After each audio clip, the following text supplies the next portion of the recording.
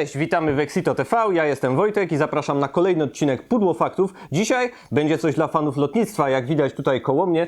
PZL P11C, tym razem w skali 1:48. To był ten brakujący model, można powiedzieć, w nowych edycjach P11. Wydała go Arma Hobby w ramach takiej wycieczki swojej pierwszej do skali 1:48. Zobaczymy, co kryje się w pudełku.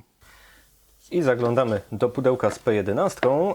Na sam początek taka dość ciekawa rzecz. Tutaj jak widać, mamy taką szufladkę bardzo interesującą. Szufladka też, jak możemy zobaczyć, ja tu wszystko powyjmuję w tak zwanym międzyczasie. To słynna errata, kalkomanie, ramka blaszki i tak dalej. Zaraz się przyjrzymy bliżej, ale ta szufladka całkiem sztywna, jak widać. Bardzo ładnie nam ochroni model, jeżeli już jakieś podzespoły będziemy tam mieli poskładane, jakieś moduły możemy sobie tu przechować. Nic nie powinno też zginąć, więc to jest bardzo duży plus dla Army za taki właśnie sposób zapakowania. Tu jeszcze jest wiatrochron, to taka część bardzo mikra.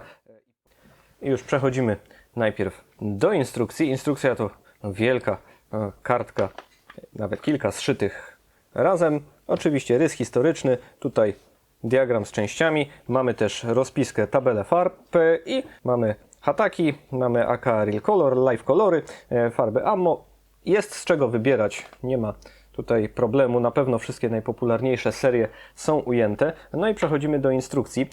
Tak troszeczkę, jak to bywa w Armie, jest delikatnie chaotycznie, jest też sporo rzeczy na obrazkach. Nowa sprawa, to też należy zwrócić na to uwagę, te wszystkie czerwone elementy to są elementy fototrawione z blaszki, które należy przyklejać w danym momencie, na danym etapie montażu. To dobrze, bo w poprzednich wydaniach modeli raczej nie było to aż tak mocno zaakcentowane i w związku z powyższym można czasem było coś przeoczyć. Jeśli chodzi o sam montaż, powiedzmy sobie szczerze, P11C nie jest skomplikowanym samolotem sam w sobie, dlatego też sama instrukcja nie może być zbyt rozbudowana, ale miłym też akcentem jest to, że po pierwsze mamy schematy olinowania, nazwijmy to, czyli schematy ułożenia anten, bo to głównie o to chodzi. Na stronie wcześniej można było też zobaczyć jeszcze przypomnienie o konieczności wykonania naciągów podwozia i też, jak możemy zobaczyć tu i tu, możemy dołożyć maszty antenowe, a nie musimy, więc żeby je dołożyć, trzeba nawiercić dziurę w skrzydle, a jeśli chcemy wykonać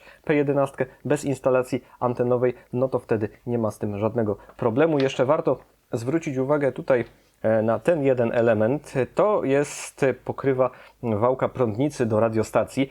No i tu pozostaje pytanie, do którego wrócimy jeszcze w malowaniach, czy go montować, czy nie. Na szczęście opcja jest, że możemy zostawić tak albo tak. W instrukcji należy go zamontować.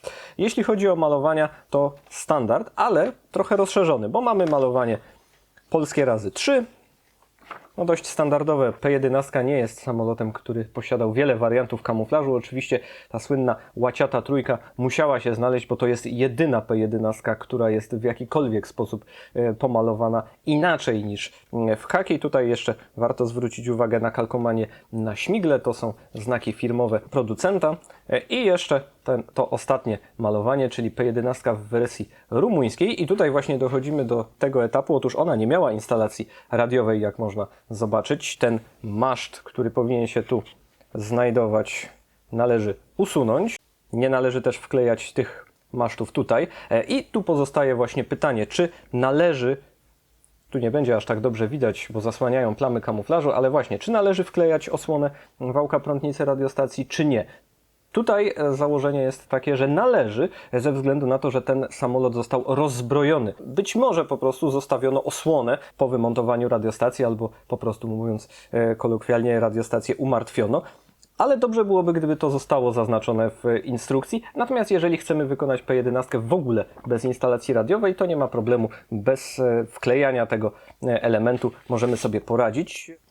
I tutaj mamy słynną erratę, o której już w internecie wiele można przeczytać.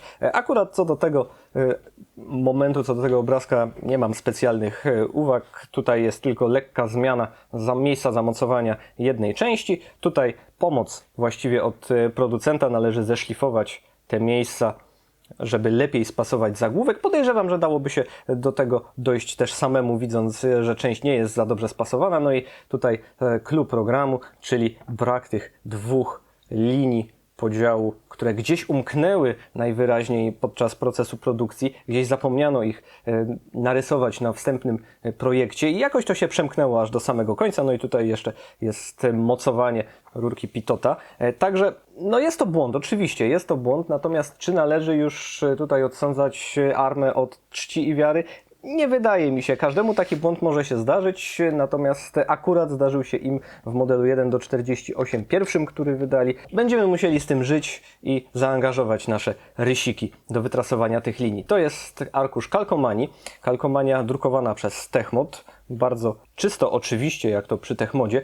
Duży arkusz. Tutaj możemy sobie troszeczkę w zbliżeniu zobaczyć. Jest tablica przyrządów wedle tej filozofii, którą wprowadziła Arma Hobby, to znaczy, tak jak widać, tutaj mamy zegary, tarcze zegarów, natomiast tutaj na tej kalkomanii prawie że przezroczystej mamy indeksy białe i wszystko to naklejamy najpierw tarcze, potem indeksy na plastikową tablicę przyrządów. Efekt, myślę, będzie niezły, zwłaszcza po użyciu płynów zmiękczających. Wszystko jest tutaj w jak najlepszym porządku. Mamy komplet znaków czarnych, jeżeli chodzi o wytwórnię PZL, mamy komplet znaków czerwonych, także możemy sobie też dowolnie mieszać. To bardzo kompletny zestaw, jeżeli chodzi o P11. Raczej nie zostawili tutaj sobie pola do wydawania kolejnych jej wersji. Tutaj mamy maski, tym razem w formie żółtej taśmy, która powinna się troszeczkę lepiej. Nie będzie tego za dobrze widać, bo to tylko delikatne nacięcia na żółtym papierze, natomiast no, standardowo wiatrochron, który nie jest specjalnie ani rozbudowany, ani skomplikowany, więc to taki bonus ułatwiający pracę. Jeżeli chodzi o dalsze dodatkowe rzeczy, bo do czynienia mamy oczywiście z tym zestawem Expert, to mamy blaszkę fototrawioną.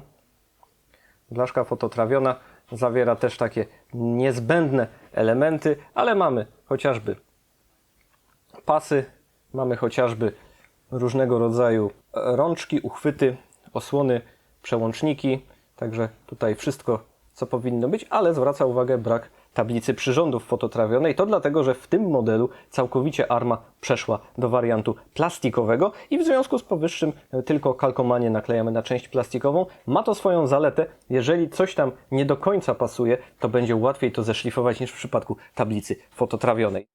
Przechodzimy do głównej części modelu, czyli do wielkiej jednej ramki. Oczywiście mogę słyszeć już pewne głosy, że tylko jedna ramka do P11 w 1:48 to na pewno jest uproszczony model. Tak jak mówiłem, P11 to w ogóle jest prosty samolot, więc tutaj też nie bardzo jest co kombinować. Układ części, tak jak już można zobaczyć, jest dość podobny do wersji 7.2, ale to nie jest przeskalowana tylko na wyższą podziałkę miniatura, na szczęście. Tutaj jest sporo rozwiązań, których nie ma w wariancie 1:72 i dobrze, bo przynajmniej kilka wad, które mogłyby się ujawnić, jak na przykład słabe wydetalowanie, tu się po prostu nie ujawni. Będziemy jeszcze zbliżać, bo jeśli chodzi o tę ramkę, no to tak na dobrą sprawę wszystko najlepiej widać właśnie w ten sposób. Zastanawiają mnie troszeczkę te wypustki, tak należałoby powiedzieć. Czy one się mają zazębić, czy należy je usunąć, to będzie trzeba sprawdzić podczas budowy, bo tak na oko trudno jest to stwierdzić. Natomiast ta część, gdzie te wypustki też występują, raczej nie sugeruje, że one powinny się zazębiać. Tutaj nie będą przeszkadzać, nie będą widoczne, natomiast tu warto by się było nad tym troszeczkę zastanowić. Detali jest sporo. Właściwie można powiedzieć, że ten model naprawdę jest mocno wydetalowany. Na zbliżeniu będzie to widać jeszcze lepiej. Oczywiście blacha tutaj ryflowana jest oddana bardzo delikatnie. Jest tak delikatnie oddana, że na filmie ciężko to będzie zobaczyć. To trzeba sobie najlepiej samemu sprawdzić. Można się troszeczkę czepiać tych tutaj punktów wlewu. Nie są przesadnie grube, natomiast ewidentnie zachodzą na krawędź natarcia skrzydła. Natomiast mam wrażenie, że przy odrobinie ostrożnego wycinania i delikatnego szlifowania nie będzie z nimi kłopotu i też wypadają one na miejscach, które nie były kryte blachą ryflowaną, więc nie stracimy tutaj żadnych detali, a ewentualnie zatarte linie podziału łatwo będzie odzyskać. Także to nie jest błąd ze strony Army, że zrobiła to w ten sposób. Możemy się przyjrzeć całej reszcie. Tutaj mamy makietę silnika, ale biorąc pod uwagę bardzo zabudowaną osłonę tego silnika, którą widzimy tutaj w samolotach P11C, no to raczej nie będzie tutaj wiele widać. Te otwory, które są na samym dole tej osłony. Takie mają być. Tak było faktycznie w tym samolocie. Tutaj jest statecznik, ster kierunku. Wszystko jest ostre, chociaż mamy troszeczkę nadlewek, ale to nie jest nigdy wielki problem. Można szybciutko to skrobakiem sobie opiłować. To jest górna część płata. Jak widać, powierzchnie sterowe są odlane w pozycji neutralnej. One są dość skomplikowane, a Arma, idąc w stronę modelu przyjaznego i dla bardziej zaawansowanych i dla początkujących, zdecydowała się na odlanie tego jako jedną część i może dobrze, nie należy przesadnie komplikować tego typu modeli, a z drugiej strony, jeżeli ktoś odczuje taką chęć, będzie mógł się pobawić, podłubać, troszkę pociąć model i zrobić to tak, jak będzie uważał za stosowne. Tutaj widać troszeczkę też eksperymentów w narzędziowni, o których też można było przeczytać w internecie. Ten pierwszy pas blachy falistej troszeczkę inaczej odbija światło. Tego nie będzie widać po skończeniu miniatury, ale zwracam uwagę, że takie rzeczy mają miejsce. Tutaj jest wnętrze modelu, jest całkiem ładnie odlane żebrowanie. Tutaj można też zobaczyć, jest wewnętrzna część stopnia, który służy do wchodzenia do wnętrza samolotu. Można pochwalić Armę za to, że postanowili taki detal oddać też od wewnętrznej strony, gdzie, no powiedzmy sobie, nie będzie specjalnie widoczny po sklejeniu, bo jednak tego miejsca nie ma tam zbyt wiele. I naprawdę, tak jeśli chodzi o detale, tu jeszcze można zobaczyć tablicę przyrządów. Wszystkie zegary są bardzo ładnie, odpowiednio głęboko odlane i po położeniu kalkomanii sądzę, że efekt będzie zadowalający. Wiele części oczywiście możemy rozpoznać z wariantu 7-dwójkowego, co jest oczywiste, bo czasem po prostu modeli nie da się inaczej podzielić.